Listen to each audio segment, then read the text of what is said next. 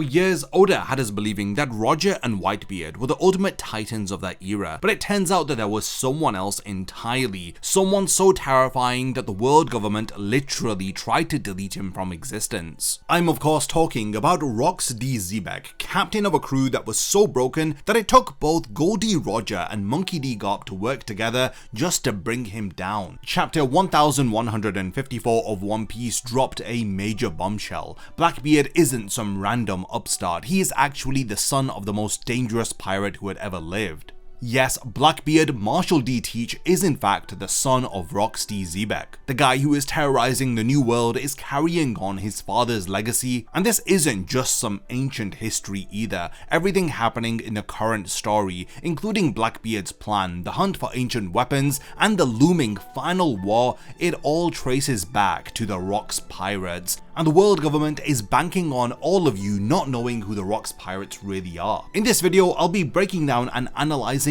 everything that we know about the strongest crew in One Piece. The Rocks Pirates consisted of 3 future emperors who served under Rocks. Think about the level of concentrated power that exists on this single ship. No wonder the world government had to erase every record of them and burn every newspaper with their name and threaten anyone who would dare to mention them. After years of just seeing silhouettes and whispers, we finally saw the face of Rocks Xebec, and he definitely looks like how you'd expect the most dangerous man in history to look like. He has two-toned hair, a lightning bolt tattoo running down his face, and the same maniacal grin as his son. But where Blackbeard's missing teeth make him look like a joke, Rocks had a full set and a predator smile to boot. What sets Rocks apart from a wannabe pirate king is that he never gave a damn about finding the One Piece. While Roger was chasing treasure maps and ancient poneglyphs, Rocks was playing a completely different game. He wanted to be king of the world, not just the pirates. The Celestial Dragons, the 5 Elders, and Emu himself, Rocks was aware of all of them and he planned to crush them under his boot. 56 years ago, the madman somehow infiltrated the Reverie. He didn't sneak in, he walked right through the front door and killed a Marine Admiral in broad daylight. Rocks sat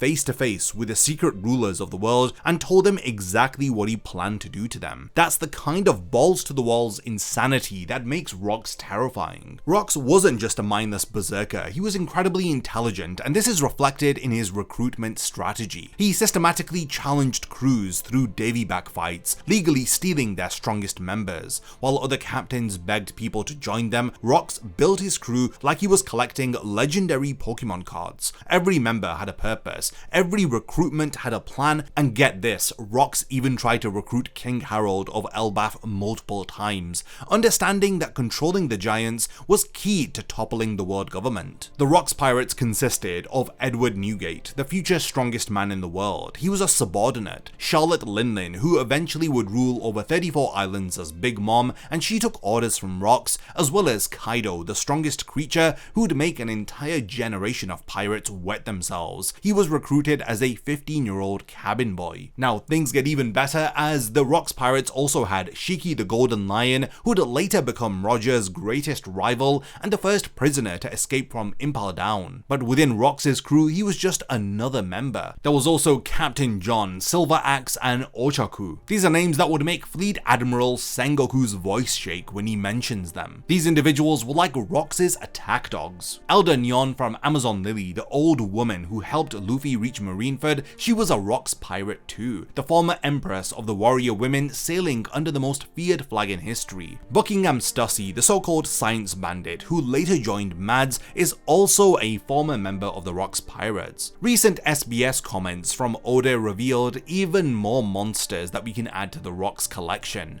Gil Basta, a 4-armed gunslinger with a 970 million berry bounty, whose corpse later became one of Moria's zombies, was also in Rocks' crew. We also have Don Marlon, a West Blue Mafia boss who probably founded the criminal families that still run that sea today. There's also Barbel, a fishman who gave the Rocks Pirates underwater capabilities decades before Tom's workers built the Oro Jackson. Ganzui, an infamous smuggler whose knowledge of the underworld made him invaluable for moving illegal goods and treasures, because, you guessed it, he was also a member of Rocks' crew. There was a ton of diversity within the Rocks pirates. Every race was represented, every fighting style, every strategic advantage you could want within a One Piece crew, it was represented on Rocks' ship. He understood something that most captains miss. It's that raw power means nothing without variety and tactical depth. It sucks for those individuals who had skipped the Foxy Pirates arc where they had shown us how Davy Back fights work. Some people had dismissed this as filler content, but here we learn how Rocks had used these Davy Back fights to his advantage. He had turned them into the most efficient recruitment system ever. Rocks challenged every powerful crew that he had encountered. He systematically dismantled them in competition,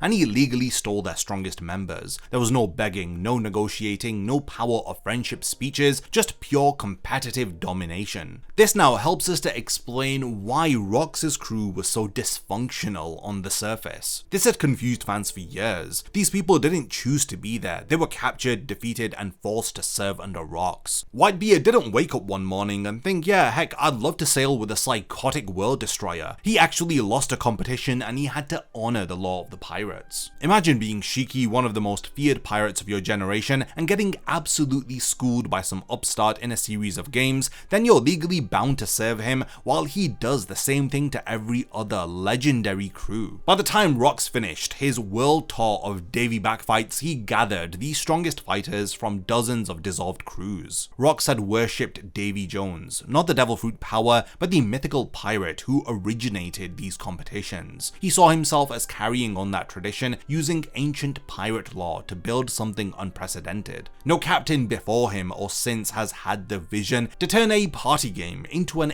empire building tool. The Rocks pirates had taken part in 16 raids, 76 sunken ships, 14 burned ports, 5 leveled towns, and 1 completely destroyed kingdom, and they had 3 violations of Article 18 of World Treaty on them, plus 25 additional crimes so disturbing that the world government covered them up entirely. In just their first 2 years alone, they accomplished more destruction than most crews manage in their entire existence. Their ship alone was intimidating. It had dark sails bearing the name Rocks, with a burning skull as the O Scarecrow figurehead, and not to mention the 3 massive lanterns topped with their Jolly Roger. Their ship was state-of-the-art, built for war and not for adventure. The pirate island Hachinozu became their fortress, where the worst criminals in the world gathered under Rocks' protection. They originally worked with the world government, but once Rocks had assembled his full crew, he betrayed them and seized control. The pirate island became a launching point for raids that terrorized the entire Grand Line. Rocks' crew dominated with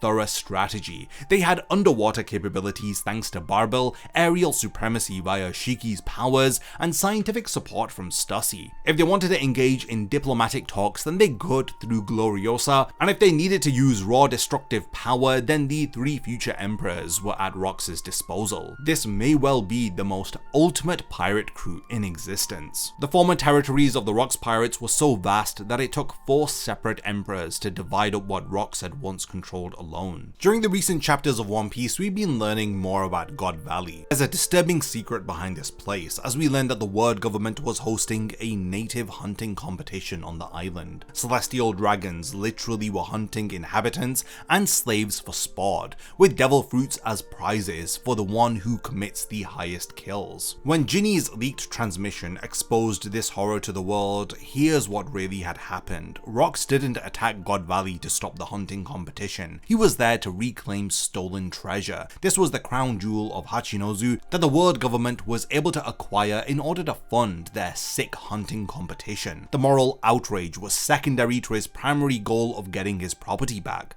When Roger learned about the competition through the same leak, he couldn't stomach the idea of children being hunted for sport. The man who'd become the Pirate King made the most unlikely alliance in history, as he teamed up with Vice Admiral Garp in order to stop the hunting competition and to confront the Rocks pirates at the same time. The Marines were battling Rocks' crew while Celestial Dragons fled their hunting grounds. The Holy Knights clashed with Roger's crew while 5 elders coordinated damage control. In the middle of this nightmare situation, Big Mom had somehow come across the dragon fruit, which she had handed over to Kaido. Roger's crew discovered a baby Shanks banks in a treasure chest, and with the smoke cleared, the world government had a major problem. They appeared to have won, but at the cost of exposing their most shameful secret. Their solution was to destroy the entire island, erase it from every map, and credit only Garp as the hero, and to cover up the involvement of the Pirate King Goldie Roger, and to delete Rocks' name from history. While undoubtedly Rocks' crew is the most powerful in history, he did forget one thing that actually keeps a crew together, and this is genuine loyalty. Big Mom had referred to Rocks as being untrustworthy and good for nothing to his face. Whitebeard was disgusted by the crew's excessive violence and casual cruelty. Shiki and Kyo spent more time fighting each other than their actual enemies, and it seems like the rivalry between the two of them had predated their recruitment into Rocks' crew. Captain John was hoarding treasure instead of sharing it, leading to constant internal conflicts. These were not crewmates, they were competitors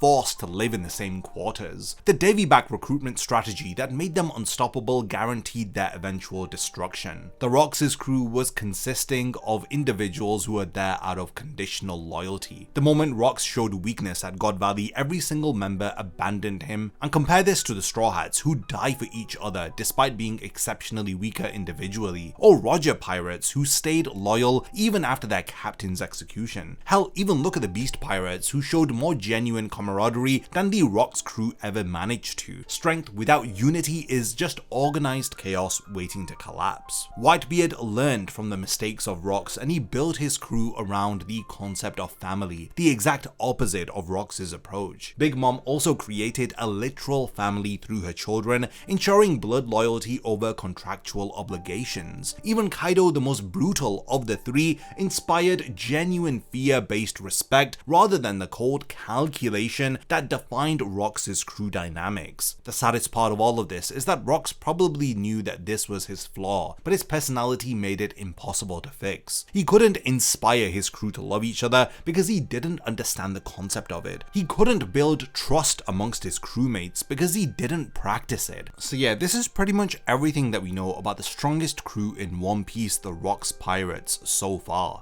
Everything that's happening within the manga, every major conflict, every reveal about the true nature of the world government, it can all be traced back to the Rocks Pirates and their reign of terror over 6 years. There are theories that Blackbeard, the son of Rocks Xebec, was artificially enhanced in order to continue his plans of world domination, and his systematic acquisition of powerful devil fruits, and his ability to build strategic alliances, and his patience in executing long-term plans, it all seems to be inherited traits from his father, the most dangerous pirate who had ever lived. The Rocks Pirates play a crucial role in the endgame of One Piece, as we have so many plot threads that are about to be ending, like the Revolutionary Army's war against the Celestial Dragons. This is similar to Rocks' original mission to destroy the world government. The hunt for the ancient weapons, the race to reach Laugh Tale, and the looming final war, these are all pieces of a puzzle that Rocks had first started assembling decades ago. The world government's greatest fear isn't pirates finding the One Piece or learning the true history. Their greatest fear is someone finishing what Rocks had started. That's why they erased his name from history, why they covered up God Valley, and why they've spent 4 decades trying to pretend that the strongest crew ever assembled had never existed in the first place. The recent chapters of One Piece have confirmed without a shadow of a doubt that the Rocks Pirates were in fact the strongest crew in history. Can Blackbeard succeed where Rocks had failed? And will the world government's sins finally catch up to them? I'm confident that we're gonna get the answer to a lot of these questions in the upcoming chapters of One Piece, but until then, we've reached the point where I want to hand over the discussion to all of you. What are your thoughts about the Rocks Pirates? Do you agree with my assessment that they are in fact the strongest crew in the history of One Piece?